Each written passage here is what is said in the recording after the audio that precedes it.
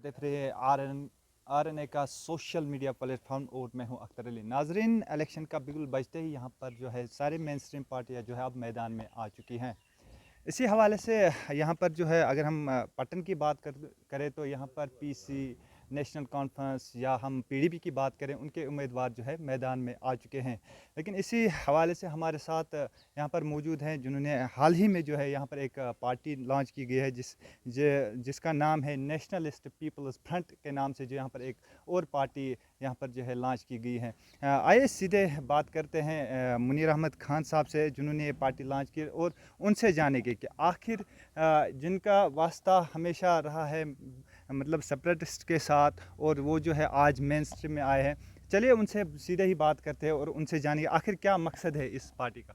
जी मुनीर साहब, बताइएगा जिस तरीके से आप सेपरेटिस्ट को छोड़कर मेन स्ट्रीम में आए हैं, तो क्या मकसद है इसका? कि पहले बहुत बहुत शुक्रिया आपका कि आपने बेहतर समझा मेरे से बात करने का, मुझे मौका दिया आप लोगों ने।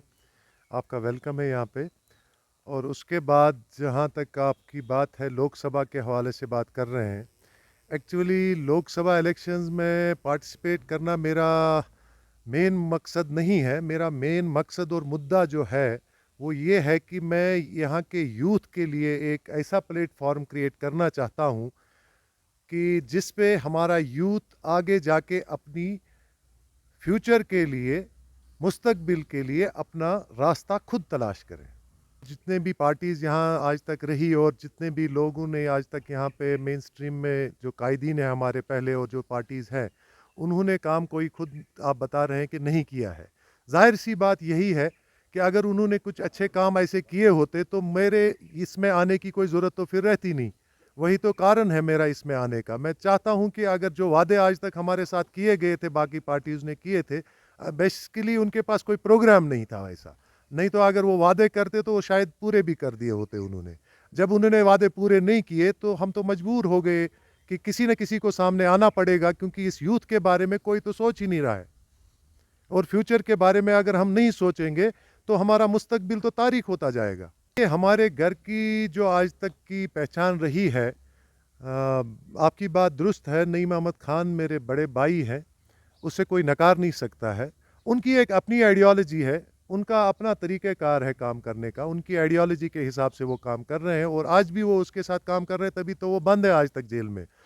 और मेरा जो मामला है, मेरी अपनी आइडियोलॉजी है, क्योंकि ये डेमोक्रेटिक कंट्री है और डेमोक्रेटिक कंट्री में ऐसा होता है कि हर किसी को अपनी अपनी आइडियोलॉजी रखने का हक है।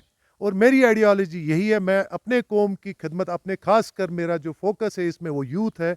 मैं अपने यूथ के लिए एक बेहतर मुस्तकबिल के लिए काम करना चाहता हूँ और उनकी खिदमत करना चाहता हूँ। मंशूर की जहाँ तक आप बात करते हैं, ये छोटी सी बाइट के ज़रिए मैं अपना पूरा मंशूर आपको समझा नहीं सकता हूँ, क्योंकि हमारा, मैंने पहले ही कहा, हमारे पास पूरा प्रोग्राम है यूथ के लिए। ऐसा नहीं है कि हम बिना प्रोग्राम के आए, हम पूरी तैयारी के साथ आए हैं। और इतना छोटी सी बाइट में वो सारा प्रोग्राम आपके सामने नहीं दे सकते हैं। लेकिन अगर आपको याद होगा, 2 दिन पहले मैंने प्रेस कॉन्फ्रेंस में यही कहा था कि मैं ट्रिपल ईज़ पे काम करना चाहता हूँ। अगर आपको समझने में दिक्कत होती है तो आप एक ई इसमें और ऐड कर सकते हैं। 4 ईज़ पे मैं बात करना चाहता हूँ हमेशा। हमारा जो मुद्दा और मकसद है वो यही है। अगर हम प्रॉपर एजुकेशन सिस्टम क्रिएट करेंगे तो उसी से हम बेहतर इकोनॉमिक्स डेवलप कर सकते हैं, ठीक है, जनरेट कर सकते हैं। और तभी एक प्रॉपर जो एम्प्लॉयमेंट हम कहते हैं आम अल्फाज में, यहाँ पे एक्चुअली हम एम्पावर करना चाहते हैं यूथ को। तभी वो एम्पावरमेंट पॉसिबल है जब आपके पास बेटर एजुकेशन और बेटर इकोनॉमिक्स आपके पास होगी। तो मैनिफेस्टो तो हमारा आपके सामने आ जाएगा कुछ दिनों में, लेकिन उसके लिए रोज़ आपको मेरे साथ बैठना पड़ेगा, रोज़ बातें करनी पड़ेंगी, तभी आप इसको पूरा समझ सकेंगे और आगे लोगों तक पहुंचा सकेंगे बेहतर तरीके से। हाँ। जहाँ तक फाइट की बात आप कर रहे हैं या दिग्गज नेताओं की बात कर रहे हैं, जाहिर वो दिग्गज हैं। लेकिन देखिए, दिग्गज कोई इस चीज़ से नहीं बनता है कि पार्टियां बड़ी हैं या लीडर बहुत पुराने हैं।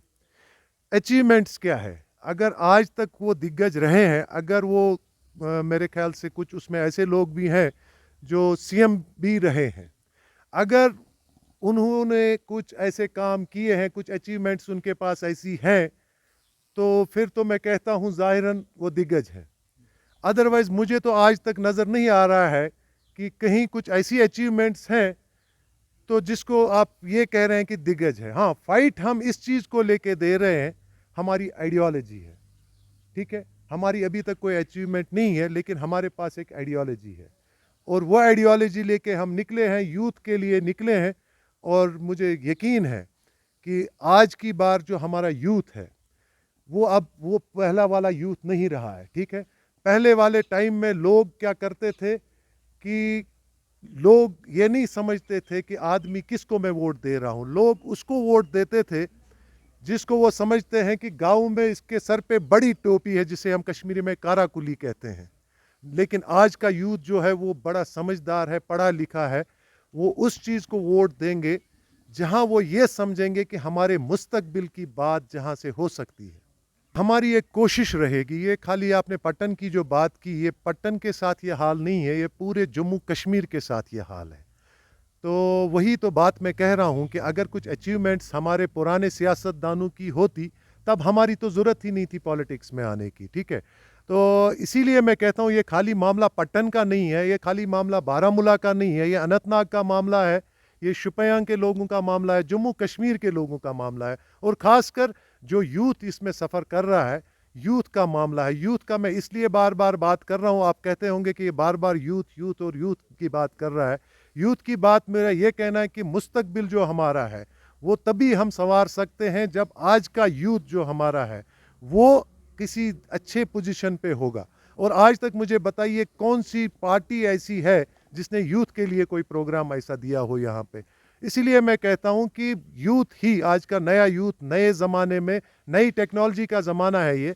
आज की डेट में आज का यूथ ही बेहतर रास्ते, बेहतर पॉलिसीज़, बेहतर इंफ्रास्ट्रक्चर की जो बात हम करेंगे वो दे सकता है। अभी कल की ही बात है, कल वहाँ आपके श्रीनगर में मामला जो हुआ जहाँ पे 6 जानें ज़ाया हो गई, ठीक है। और उस ब्रिज की अगर आप बात करेंगे वो पिछले 2013 में उसकी शुरुआत हुई थी। कि कैसे पॉसिबल है ये एक छोटा सा ब्रिज 2013 से लेके आज तक 11 साल में मुकम्मल नहीं होता है। ऐसा कभी हो सकता है अगर पॉलिसीज़ आपकी बेहतर होंगी। यहाँ पे लगता है कि हमारे पास कोई वर्क कल्चर ऐसा नहीं है, और वो वर्क कल्चर जो है हमारे पास है, ऐसे टैलेंटेड यूथ है जो वो वर्क कल्चर बना सकते हैं। हमारे पास ऐसा टैलेंटेड यूथ है जो बेटर लीडरशिप दे सकते हैं, ऐसा नहीं है। लेकिन उनको कभी मौका नहीं दिया गया किसी प्लेटफॉर्म के थ्रू कि वो आगे आए और अपना टैलेंट दिखाए। देखिए, ऐसा नहीं है कि हम कहेंगे कि यहाँ का यूथ तैयार नहीं है। अगर यहाँ का यूथ तैयार नहीं होता फिर शायद मैं भी सियासत में नहीं आता, ठीक है। और अब इसमें क्या है कि किसी न किसी को शुरुआत करनी थी और वो शुरुआत मुझे लगता है मैंने कर ली है, ठीक है। यूथ के लिए क्या है कि किसी भी पॉलिटिकल पार्टी में जाके आप एक टैलेंटेड यूथ को जगह नहीं देते हैं, ठीक है। किसी के लिए वहाँ जगह नहीं है। वहाँ अगर जगह है तो वही डायनास्टिक रूल्स तो आपको मालूम ही है हर पार्टी के हैं यहाँ पे। तो यहाँ उनके बच्चों के लिए जगह है, यहाँ टैलेंट के लिए कोई जगह नहीं है, आम आदमी के लिए कोई जगह नहीं है। और तभी मैंने ये जो प्लेटफॉर्म खड़ा किया है ये आम आदमी का प्लेटफॉर्म होगा, ये किसी भी तहसीलदार के बेटे का प्लेटफॉर्म नहीं होगा।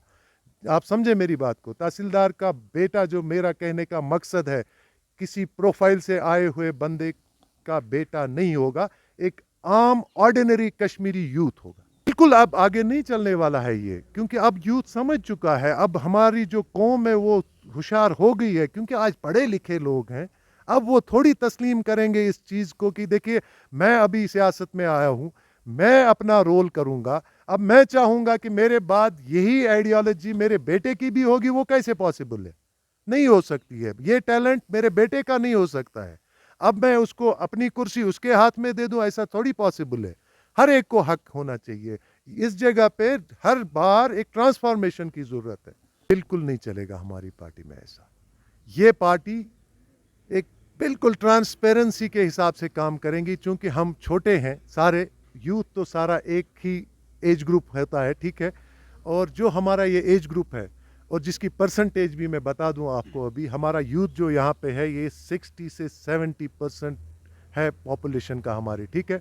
और ये सब गले मिल के, हाथों में हाथ लेके एक दूसरे का एक चेन बना के काम करेंगे, तभी हम ये जो पुराने मामलात हैं, ट्रेडिशनल पॉलिटिक्स है, चेंज कर सकते हैं और अपने कौम की एक नई आइडेंटिटी हम पेश कर सकते हैं। क्या हमारे साथ बात करने के लिए। अल्लाह सलाम।